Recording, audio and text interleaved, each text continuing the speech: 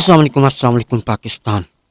آپ سن رہے ہیں اپنا ریڈیو نیو یارک اور دیکھ رہے ہیں اپنا ٹی وی نیو یارک.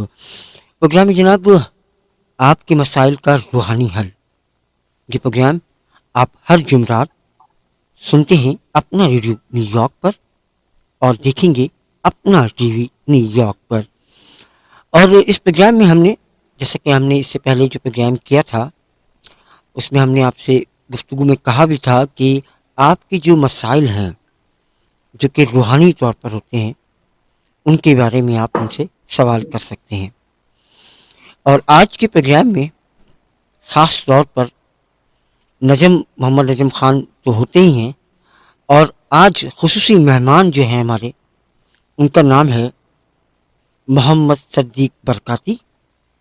خلیفہ ہیں برکاتی سلسلے کے اور یہ ہر پروگرام میں ہمارے ساتھ ہوا کریں گے اور آپ کے جو روحانی مسائل ہیں ان کا حل بتانے کی کوشش کریں گے.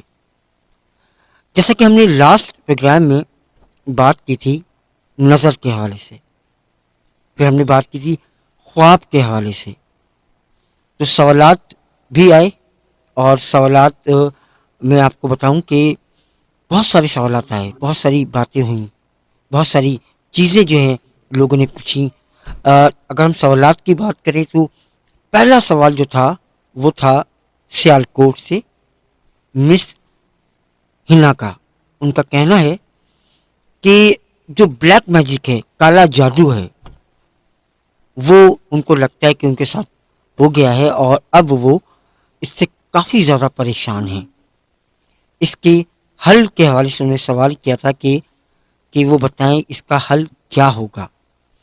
تو اس کا جواب میں چاہوں گا ہمارے مذہبی اسکالر محمد نجم خان ہمارے ساتھ اس وقت موجود بھی ہیں. اور نجم صاحب یہ بتائیے گا کہ ہنا صاحبہ کا سوال ہے سیالکوٹ سے اور ان کا کہنا ہے کہ بلیک میجک جو ہے اس کی حقیقت کیا ہے, کیا ہوتا ہے اور کیا اس سے انسان کو نقصان بھی ہوتا ہے یا صرف یہ سوچ ہے یا اس کے بارے میں صرف سنا ہی کیا ہے. کیا کہیں گے آپ؟ بسم اللہ الرحمن الرحیم. سب سے پہلے تو جناب آصف صاحب اور محترم جناب صدیق صاحب دامت برکاتہم العالیہ تمام سامعین کو السلام علیکم ورحمۃ اللہ. وعلیکم السلام. وعلیکم السلام. وعلیکم السلام ورحمۃ اللہ. دیکھیے جناب, جیسا کہ آپ نے بلیک میجک کے حوالے سے گفتگو کی ہے, سوال کیا ہے, جی اس کے ہونے یا نہ ہونے پر پہلے بات کی جائے کہ یہ ہے بھی یا نہیں, اس کی حقیقت کیا ہے. صحیح. دیکھیں قرآن پاک میں واضح طور پر اس کا ذکر ہے, سورہ بقرہ میں بھی ہے اور سورہ فلق میں بھی. صحیح. اس کے متعلق اللہ تبارک و تعالی نے فرمایا ہے, جیسے سورہ فلق ہے قل اعوذ برب الفلق من شر ما خلق ومن شر غاسق اذا وقب ومن شر النفاثات في العقد ومن شر حاسد اذا حسد. صحیح. قل اعوذ برب الفلق, محبوب فرما دیجیے میں پناہ مانگتا ہوں, میں پناہ میں آتا ہوں اللہ کی جو تمام رب العالمین ہے, فلک کا, آسمان و زمین کا, ہر چیز کا رب ہے. صحیح. من شر ما خلق, ان لوگوں کی برائی سے پناہ مانگتا ہوں جو اللہ تبارک و تعالی نے جو مخلوقات پیدا کی ہیں ان کی جو شر ہے, ان کی برائی سے.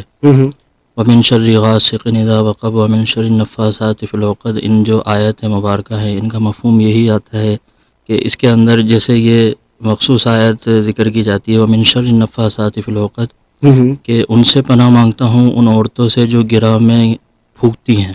صحیح. اب یہ کالے جادو کی طرف ہی اشارہ ہے, بلیک میجک کی ہی طرف ہی اشارہ ہے.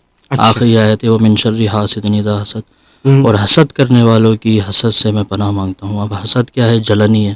صحیح. جس سے ہمارے اسلام نے بھی منع فرمایا کہ حسد نہیں کرنی چاہیے.